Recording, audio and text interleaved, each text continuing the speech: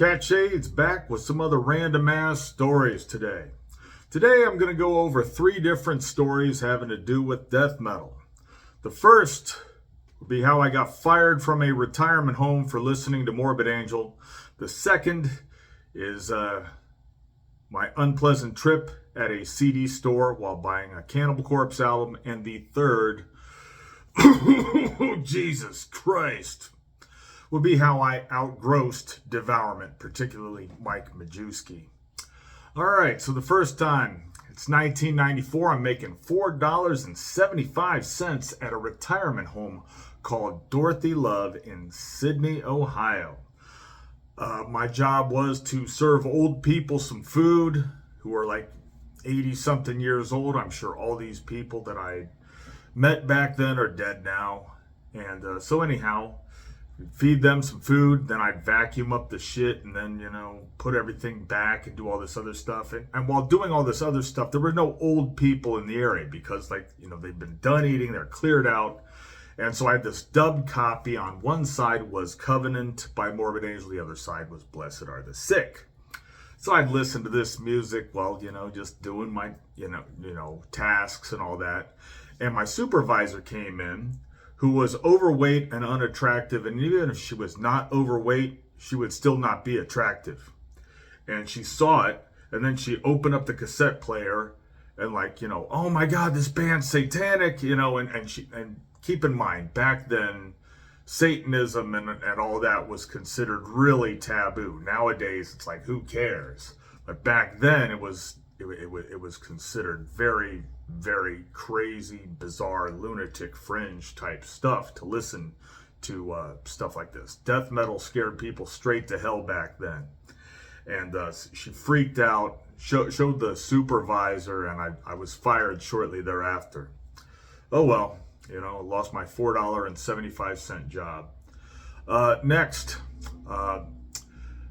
there's a lot of romanticized, nostalgic memories of actually going to a music store and buying CDs and cassettes and vinyl and other things like that. But one thing I think a lot of us metal fans have forgotten was how condescending some of these clerks would be. You'd come up to the counter with, whatever metal album you had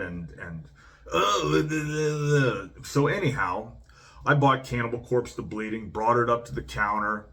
Actually, I'd special ordered this.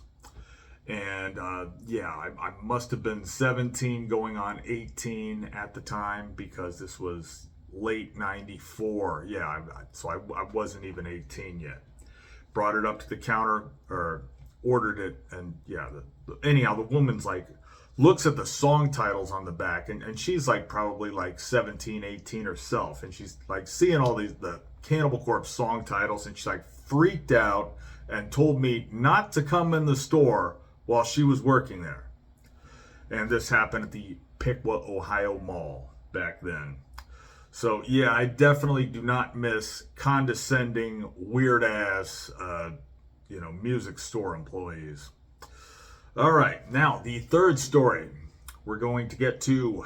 The time I grossed out the members of Devourment. All right, so the year is 2006, 2007. There's MySpace going on, and flip phones, and YouTube is a relatively new thing at the time. So I got on, Devourment's message board, and I'm asking, where can I get this recording? Where can I get that recording? Stuff like that. And Paul, who would later go on to be an embalmer, was quite active on this particular board at the time.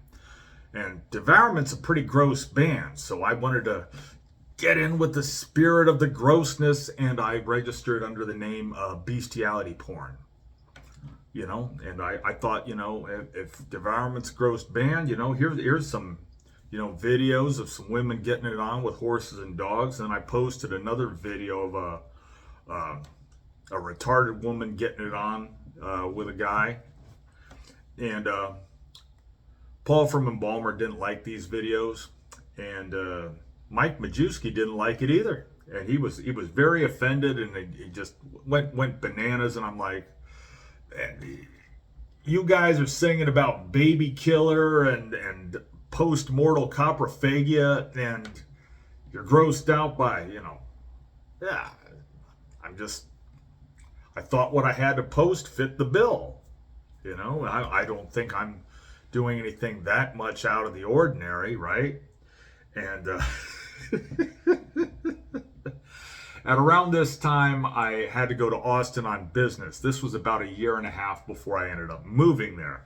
And talked with Mike Majewski. It was like the first time they'd ever banned somebody off the board. And then I guess I got reinstated after having this in-person conversation with him at Club Red Rum in Austin. Club Red Rum in Austin wasn't open for very long. Killer show, though. It was like first time I saw Ricky Myers playing drums. He was in a band called Sarcolytic. What other bands were there? Disfigured. The Texas Disfigured. So that band had a song called Raping a Retard. I guess Majewski wasn't offended by that, but me posting a video of consensual sex with a retarded woman, I guess, was not good. Oh, God. Paul from Embalmer posted this really cool jail story. So at the time, he got his second DUI. And in Ohio, if you get like a second DUI and you don't have it reduced to first offense or whatever, you got to do 10 days in jail. So I guess he's in Cuyahoga County Jail, Cleveland or whatever, or some other county outside that area in East Ohio. And rather than cells, I guess there was this open area where like all the inmates are on like separate cots, like maybe 20 or 30 of them in like one big room. And one of the inmates was playing with himself under the blanket while all the other inmates were asleep. And according to Paul got up and kicked this particular inmate and said, if you're going to do that, do it in the shower like normal people. And anyhow, throughout the rest of Paul's 10-day stay in jail, he did some minor antagonism of this jacking off inmate. For example, like I guess they were playing cards one day, and then Paul had a hand, and he's like, "Oh man!" In this hand of cards, I'm one jack off, and made sure the other guy heard him. So I thought that story was pretty funny. Do I have any funny jail stories? Oh yeah, when I was in Shelby County Jail in Sydney, Ohio. There was this one inmate named Jeff Boyer, Boyer, like Derek Boyer from Suffocation. So anyhow, Jeff Boyer, he's a career criminal. He's also a sex offender. While in jail, he had this, we had to clean up our cells with these brooms. And there was this one broom that was black, and he referred to this broom as the black snake. And he took this broom handle and put it in his butt for 4 cookies, and then after doing so, another inmate gave him a tray of food to put this in his mouth, and then he snorted a line of instant coffee for a honey bun. All right, that's all the stories for today. Hope you like it.